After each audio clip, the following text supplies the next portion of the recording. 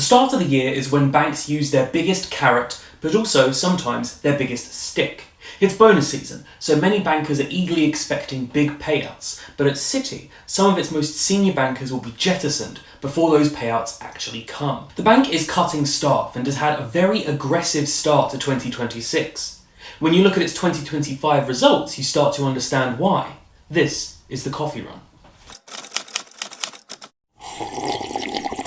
This week's top story is that Citi announced it was cutting 1,000 employees just a few days before it announced bonuses to staff. It's a fairly small number of cuts as far as Citi's layoffs go, encompassing less than 1% of total headcount. But it's part of Project Bora Bora, a 2-year restructuring plan initiated by CEO Jane Fraser in 2024 that involved cutting 20,000 jobs by the end of this year. Sources we spoke to were anticipating the layoffs ahead of time and said that they would focus on underperforming MDs across its banking, markets and wealth management divisions. In the investment bank, the bar seems very high. Viz Raghavan, the new-ish boss of Citi's investment bank, is rumoured to expect each MD to generate $10 million in revenues. The exception is the bank's newly promoted MDs. They're expected to generate $20 million. An area you'd think might be safe is its M&A bankers, who had a resoundingly successful year under Raghavan. According to its 2025 financial results released earlier this week, M&A revenues rose 53%, at least 20 percentage points more than each other major bank. The other divisions in banking and markets weren't quite as rosy though. Equity capital markets revenues were up just 1.6%. Debt capital markets revenues were up 4.5%, which is slightly better, but that was the smallest increase in DCM revenues for any of the major US banks we looked at. Both of its trading divisions seemingly did a bit better and were up double digits across the year. Its equities business climbed 13.5%, while fixed income, currencies and commodities rose 10%. Those stats are somewhat deceiving though, as it was an excellent year for equities all round, but a tough year for FICC. Citi ranked second among rivals for FICC revenue growth, but last for equities. Fraser is not content with the height of the current bar if a memo titled "The Bar is Raised" is anything to go by. She sent it out to Citi employees alongside the release of the bank's Q4 results, telling them that they should not be settling for a secondary role and that she expects to see the last vestiges of old bad habits fade away. In the note, Fraser also spoke about AI, which will reshape the organisation as headcount trends downward in the coming years. Fraser said that some roles will be changed, new ones will emerge, and others will no longer be required. If the M- in her note is anything to go by, AI might already play a role in Fraser's memo writing process. Who Citi deems an underperformer and thus surplus to requirements is probably clear to people within the bank, as it uses an infamous forced ranking system as part of its annual reviews. Employees are usually separated into one of 4 categories, with 4, the lowest, often leading to the person being placed on a performance improvement plan or a similar measure.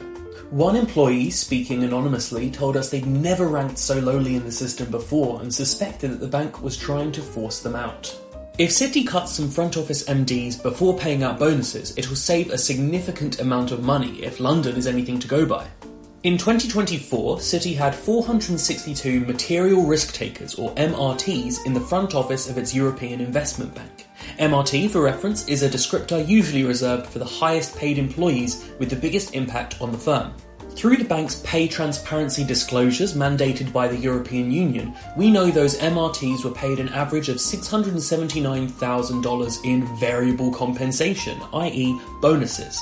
That means, in Europe alone, it paid Citi's top MDs $313 million in bonuses. Some were, of course, paid much more than others. Citi's disclosures also broke down the specific pay brackets of staff earning over €1 million, of which there were 227 in 2024.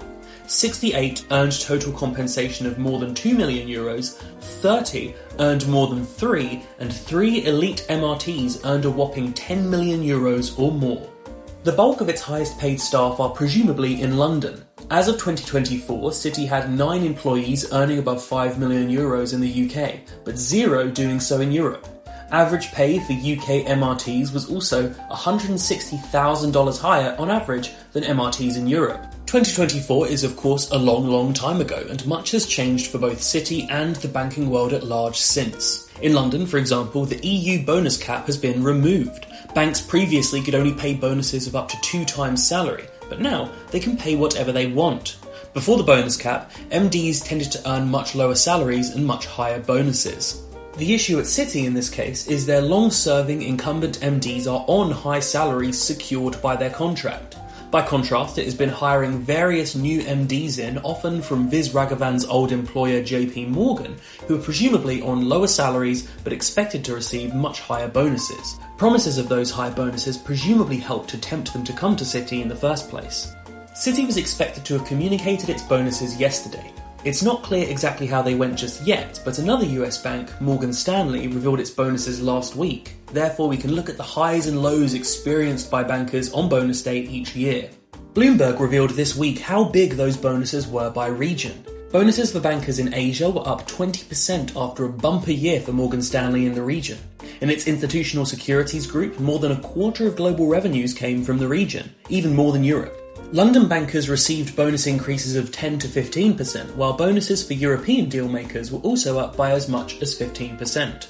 The star of the show at Morgan Stanley was its equities division, where current CEO Ted Pick made his name. Revenues were up 27.8% for the full year, and top performers in the division were expected to have made at least 30% more in bonuses this year. In Morgan Stanley's investment bank, bonuses were up 15 to 20%, with bankers working in top sectors like technology earning compensation packages of up to $2.5 million.